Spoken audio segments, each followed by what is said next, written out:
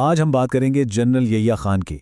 پاکستان کی تاریخ کا ایک ایسا دور جس کی شروعات تو بڑے بڑے جمہوری وعدوں سے ہوئی تھی، لیکن اس کا انجام پاکستان کی تاریخ کے سب سے بڑے بحران پر ہوا۔ یہ سوال بڑا عجیب سا لگتا ہے نا کہ جمہوریت کی طرف جو پہلا قدم تھا وہی ملک کو توڑنے کی وجہ کیسے بن گیا؟ اس سوال کا جواب نہ صرف پاکستان کی تاریخ کو سمجھنے کے لیے ضروری ہے، بلکہ یہ ہمیں بتاتا ہے کہ بعض اوقات اچھے ارادے بھی کس طرح تباہی کا باعث بن سکتے ہیں۔ اچھا، اس پوری کہانی کو سمجھنے کے لیے ہمیں پہلے خود یحییٰ خان کو سمجھنا ہوگا۔ وہ کوئی پیدائشی سیاستدان تو تھے نہیں، بلکہ ایک خالص پروفیشنل فوجی آفیسر تھے۔ تو آخر یہ یحییٰ خان تھے کون؟ ان کا تعلق ایک ایسے خاندان سے تھا جس میں فوجی خدمات کی ایک لمبی روایت تھی، اور ان کی اپنی ٹریننگ بھی دنیا کے بہترین فوجی اداروں میں سے ایک سینڈہرسٹ میں ہوئی۔ یعنی وہ ایک انتہائی پروفیشنل اور ڈسپلن والے فوجی لیڈر تھے، اور یہی پس منظر آگے چل کر ان کے ہر فیصلے پر اثر انداز ہوگا۔ ان کا فوجی کیریئر واقعی دیکھنے والا تھا۔ 1939 میں فوج جوائن کی، دوسری جنگ عظیم میں حصہ لیا، اور پھر پاکستان بننے کے بعد تو انہوں نے تیزی سے ترقی کی۔ سوچیں ذرا، صرف 49 سال کی عمر میں وہ فوج کے سب سے بڑے عہدے یعنی کمانڈر ان چیف بن گئے تھے۔ یہ ان کی قابلیت کا منہ بولتا ثبوت تھا۔ لیکن پھر ان کا کیریئر ایک ایسا موڑ لیتا ہے جس کی کسی کو امید نہیں تھی۔ وہ فوج کے میدان سے نکل کر سیاست کے پیچیدہ کھیل میں قدم رکھتے ہیں، اور اقتدار سنبھالتے ہی کچھ ایسے فیصلے کرتے ہیں کہ سب دیکھتے رہ جاتے ہیں۔ یہ وہ دن تھا جب صدر ایوب خان نے ملک بھر میں ہونے والے مظاہروں کے بعد اقتدار فوج کے حوالے کر دیا۔ یحییٰ خان نے آتے ہی آئین کو معطل کیا، اسمبلیاں توڑ دیں اور ملک میں مارشل لا لگا دیا۔ یعنی ملک کا پورا نظام، پورا کنٹرول اب ان کے ہاتھ میں تھا۔ اب دیکھیں، ایک طرف تو یہ سب کچھ ہو رہا تھا، لیکن دوسری طرف یحییٰ خان نے دو ایسے بڑے اعلانات کیے جن کا سب نے خیر مقدم کیا۔ پہلا تو تھا 1 یونٹ کا خاتمہ، یعنی مغربی پاکستان کے چاروں صوبوں کو دوبارہ بحال کرنا، اور دوسرا جو اس سے بھی بڑا قدم تھا وہ تھا ملک میں پہلی بار ایک فرد ایک ووٹ کی بنیاد پر الیکشن کروانے کا وعدہ۔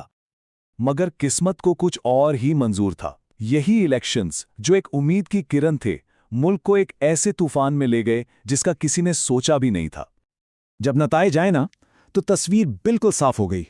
مشرقی پاکستان میں ایک طرفہ جیت ہوئی عوامی لیگ کی شیخ مجیب الرحمان کی قیادت میں، اور مغربی پاکستان میں سب سے بڑی پارٹی بنی ذوالفقار علی بھٹو کی پاکستان پیپلز پارٹی۔ مطلب ملک صاف صاف دو سیاسی حقیقتوں میں بٹ گیا تھا۔ ان نتائج نے ایک ایسا سیاسی بحران کھڑا کر دیا جس کا کوئی حل نظر نہیں آ رہا تھا۔ آئین کے حساب سے تو حکومت عوامی لیگ کو بنانی چاہیے تھی، کیونکہ ان کے پاس قومی اسمبلی میں اکثریت تھی، لیکن مغربی پاکستان کی سیاسی قیادت انہیں اقتدار دینے کو تیار نہیں تھی۔ بات چیت ہوئی، مذاکرات ہوئے، لیکن سب ناکام، اور ملک ایک خطرناک سیاسی تعطل کا شکار ہو گیا۔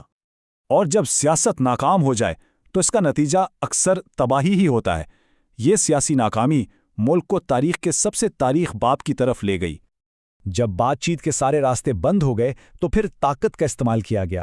ریاست کو بچانے کے نام پر مشرقی پاکستان میں سیاسی بے چینی کو کچلنے کے لیے فوجی آپریشن شروع کر دیا گیا۔ یہ وہ فیصلہ تھا جس نے سب کچھ بدل کر رکھ دیا۔ اس فوجی ایکشن کا نتیجہ نکلا ایک خوفناک خانہ جنگی کی صورت میں، جس نے لاکھوں لوگوں کو متاثر کیا اور ایک بہت بڑا انسانی بحران پیدا کر دیا۔ جب مشرقی پاکستان میں حالات اتنے بگڑ گئے اور مہاجرین کی ایک بڑی تعداد بھارت جانے لگی تو پڑوسی ملک بھی اس معاملے میں کود پڑا، اور یوں یہ اندرونی بحران ایک مکمل پاک بھارت جنگ میں تبدیل ہو گیا۔ اور پھر وہ دن آیا جو پاکستان کی تاریخ کا سیاہ ترین دن مانا جاتا ہے۔ ڈھاکہ میں پاکستانی فوج نے ہتھیار ڈال دیے، اور ملک کا مشرقی بازو، جہاں ملک کی آدھی سے زیادہ آبادی رہتی تھی، ہم سے الگ ہو گیا۔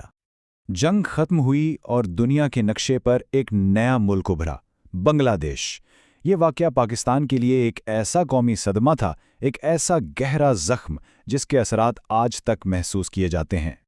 اس اتنے بڑے قومی سانحے کے بعد یحییٰ خان کا کیا بنا اور تاریخ انہیں آج کیسے یاد کرتی ہے، آئیے دیکھتے ہیں۔